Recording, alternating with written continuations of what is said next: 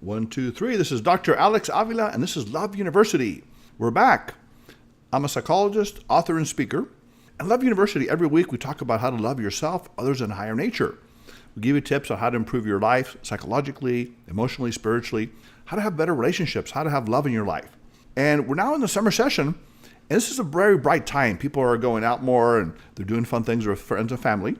And there's a topic that I find really very fascinating that we're going to talk about today, and it is called Humor IQ, how to laugh your way to joy and success. If you think about it, we live in a world that sometimes is dreary.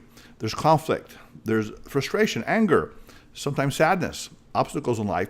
And humor, research shows, is one of the best ways to raise our level of happiness, joy, and success. So what I call humor IQ is basically an intelligence based on humor. You've heard about intelligence, which is verbal and mathematical skills, and even emotional intelligence, dealing with relationships.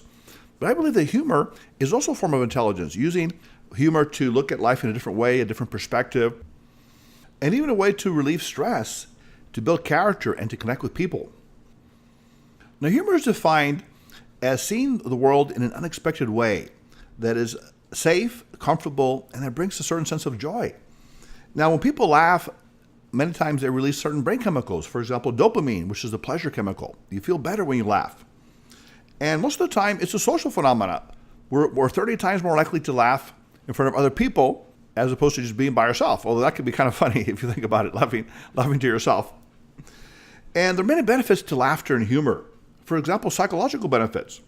You lower your stress. The hormone cortisol is reduced when we laugh.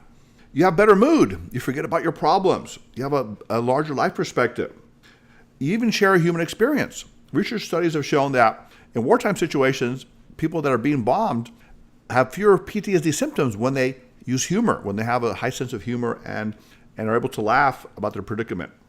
Also, there are physical benefits. You have a stronger immune system when you laugh more. You have lower blood pressure. There's a part of your brain that's activated that deals with learning. You learn better. You even burn calories when you have a sense of humor, when you laugh. At work, it can actually help you in many ways. For example, in sales, you're more persuasive when you are able to bring some humor into a presentation. You break down people's resistance to buying something. Those who are leaders often are considered better leaders when they have a sense of humor, when they're able to laugh and inspire others to laugh as well. And also, productivity increases when there's a sense of fun. 81% of employees in a research study said that a fun work environment actually increases productivity. And those people that make people laugh often make more money. Executives that are considered humorous people have higher salaries and bonuses as well. So you can actually laugh your way to the bank if you're able to create humor in a work situation. And of course, relationships. Relationships are often enhanced by humor, by that sense of perspective. First of all, humor attracts the right kind of people. When I'm looking at, for example, employees in my work business, I deal with psychology and forensics settings, I always look for people who have a good sense of humor. So I might make a joke, or I listen to them and see if they maybe say something humorous, and that's a good sign that they don't take themselves too seriously, that they're good-hearted people, and that they want to be flexible about life. Also, it's a way to connect people to each other. In the dating world, for example, those who have a good sense of humor often do better in dating situations. A person with a good sense of humor is regarded as someone who has a good heart, who also has an agile mind and is willing to be vulnerable. Maybe they can laugh at themselves, some of their vulnerabilities. And they're often considered to be happy people, and those traits are more attractive. Now, speaking of dating, we have a lot of options these days. We have dating applications, we have internet. And there's actually a new website called prisondate.com. You can actually date people that are in prison. And the website actually talks about the benefits of that. For example, someone in prison, if you ever lose your house keys, they can help you get in the house. You know where they are at night, and you also know how long the relationship will last. 5 to 10, 10 to 20, 20 to life. Now, besides dating, having a sense of humor can strengthen relationships. We see this in marital relationships. They've done studies with couples and videotaped them to see how much humor they have in their marriage. And many times couples that share a sense of humor, a similar sense of humor, often have more satisfying relationships. You know how when you first meet someone in the dating world and you start to develop a relationship, everything they say is funny. You start laughing, you laugh all the time. At the end of the marriage, the only ones laughing are the divorce attorneys. But in reality, humor is a great way to resolve conflicts in marriage. Studies have shown that humor can be a way to diffuse arguments and conflicts, a way to soften the relationship. When couples are about to fight and get even personal, one of them may say a humorous comment, and that actually can diffuse it, can like calm it down, and they actually do better, those couples that have that. The couples that escalate it, that actually get more personal and maybe even use profanity or very mean-spirited kind of things, they often do much worse because they don't have that same way to diffuse it.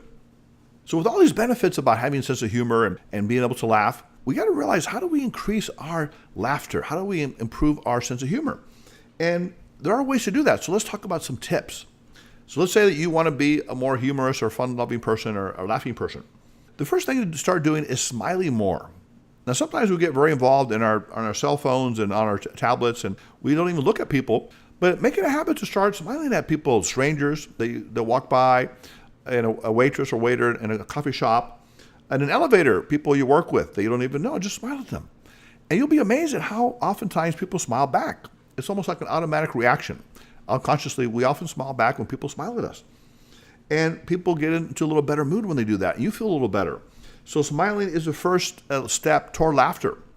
In fact, there's a theory called the facial feedback hypothesis. And what it tells us is that when you smile, your physical muscles in your face connect with your brain and release certain chemicals that make you actually feel happier.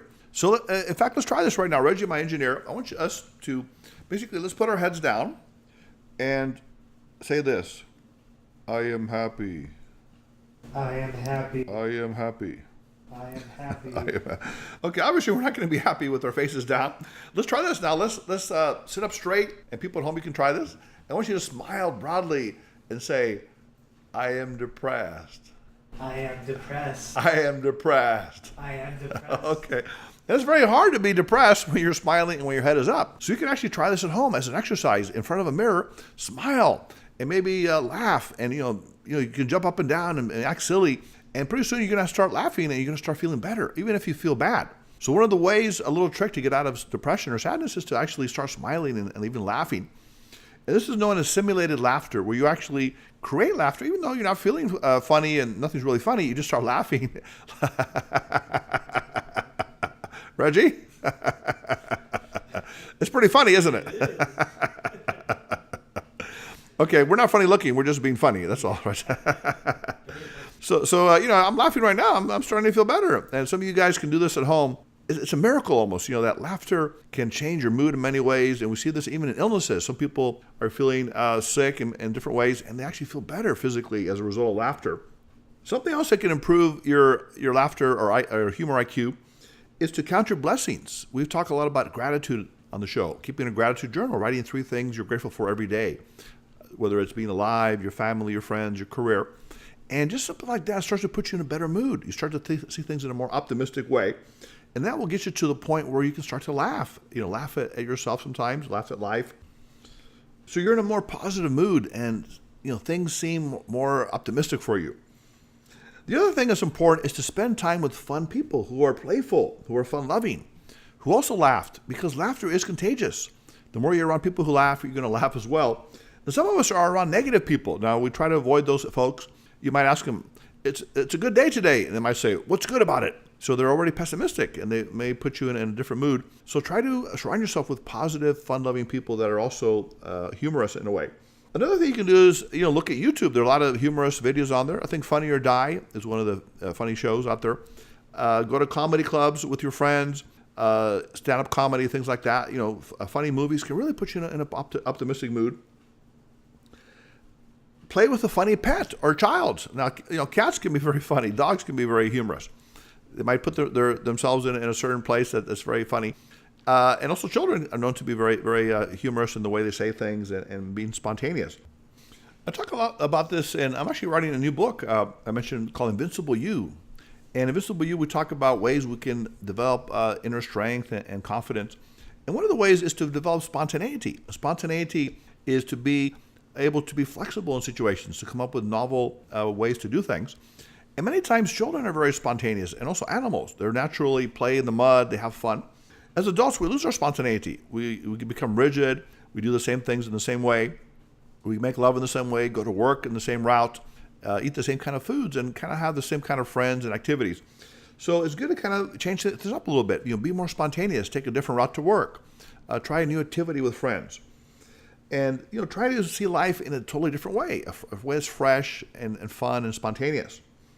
The other thing is to start looking for humor. Even create a little humor diary or notebook. On the internet, you can find jokes and stories, and you can talk to friends, listen to people. People are naturally humorous at times. And you can start to pick up little things that are funny. You can write them down and maybe start saying them to people. Build up your funny muscles. Now, there's actually a mental health hotline in which you can call, and they classify you based on what you have. And if you call the hotline, it says, if you're depressed, please press 1. If you are obsessive compulsive, please press 1 repeatedly. If you are bipolar, press 1, then press 2, then press 2, and then press 1. And if you're lonely and shy and single, press 1, 2, 3, and 4, and nobody will ever answer you. That's a little bit mean, but the other thing about humor, this is one thing I like, is to accept yourself as you are, to really love yourself and even embrace your imperfections. Now, in school, I used to be a little bit of a stutterer, and I still do that sometimes when I get excited. And stuttering is something that is often caused by anxiety, the fear that you're not going to say the right thing. So one technique we have in psychology is known as paradox, or basically doing the opposite of what you expect. So we can say to a client, okay, I want you to be the best stutterer in the world. I'm the best stutterer in the world. And as a result, you do this in a humorous and exaggerated way, it takes away their fear of stuttering. So many times they can actually be cured, because when they go to in the public world, they realize, hey, I've already stuttered the worst I can. Nothing else worse can happen to me. So that you take away that fear. It's called the anxiety that you anticipated has been removed. So sometimes you can do that. Embrace, if you're shy, say, I'm extremely shy, or whatever it is that you are, even make a joke out of it. And you do this because you're confident about who you are as a person. You're a person of value. But you realize that, you have certain things that may be limitations, but you can embrace them. And by embracing them, you can laugh at them. And when you laugh at them, they are no longer limitations. They're just part of who you are. So being able to embrace your imperfections is an important thing. The other thing that can help you with humor and laughter is don't dwell on negative stories. We see a lot on the internet. People killed in war and discrimination and hatred. Now, some of that is important to learn about, but many times it's repetitive. So if you can keep yourself away from a lot of negative, repetitive news stories, that can help you have a more positive style, more optimistic style, a style that's more based on fun and enjoying life, being passionate. Now, you don't want to be a Pollyanna where you think everything is wonderful, but on the other hand, you don't want to be so pessimistic and depressed that you don't see the good things in life, the fun things. And another thing that can help you is to keep a little funny reminder on your desk or at home. Maybe a little funny picture of an animal, maybe a picture of you and your family having fun at some party and laughing and enjoying life, or you have a dunce cap on your head or something like that at a party. And stuff like that can keep you reminding that life can be full of fun and enjoyment, and laughter is the best medicine. And finally, practice. Practice makes perfect. So think of funniness as a muscle that you can exercise and get stronger and tell jokes to people, tell stories. You don't have to be a great comedian. Just say whatever strikes you, spur of the moment. Sometimes the funniest things are just, normal observations, things that you see about people, about yourself, that just are funny. And of course, we have a classic series, and I want to practice it with my engineer Reggie here. Knock jokes. Now, some of these jokes are pretty silly, but they can get you laughing, and anything that can get you laughing can be good. So let's try it, Reggie. Knock. Who's there? Al. Al who? I'll explain later. All right, let's try another one. Okay. Knock. Who's there? Robin. Robin who? Robin, you, give me your cash. I just turned mean on you, Reggie, so I got something, so you better be careful. All right. Knock. Who's there? Voodoo. Voodoo who? Who do you think you are asking me so many questions? Okay. Now, either we're being corny or we're being funny, but something, it doesn't matter. Because even if your humor is silly and it may not be funny to other people, if you laugh, it's funny to you, and that's all that counts. Because when you laugh, you lower your blood pressure, you lower your stress, you have more a perspective on things. Things aren't so bad in life, because I can share this experience. I can laugh with my friends, my family members, my loved ones, and things are different now. I'm more charismatic when I laugh. I'm more appealing to other people. I'm more attractive. I'm more confident. And I'm more joyful. And that really is the bottom line, because when we talk about Love University, we're talking about increasing your inner love, your inner acceptance of who you are. And laughter can be a great way to cut through pompousness and egotism and other things that hold us back from really living a joyful life. So humor can be a great part of love, loving yourself and others, and connecting with other people in a way that's fun and joyful and playful. So my challenge to everyone here is to go out and find some humor this week.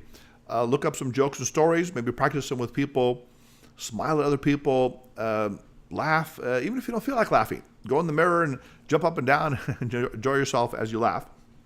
And of course, if you have any jokes or stories, I would love to hear them.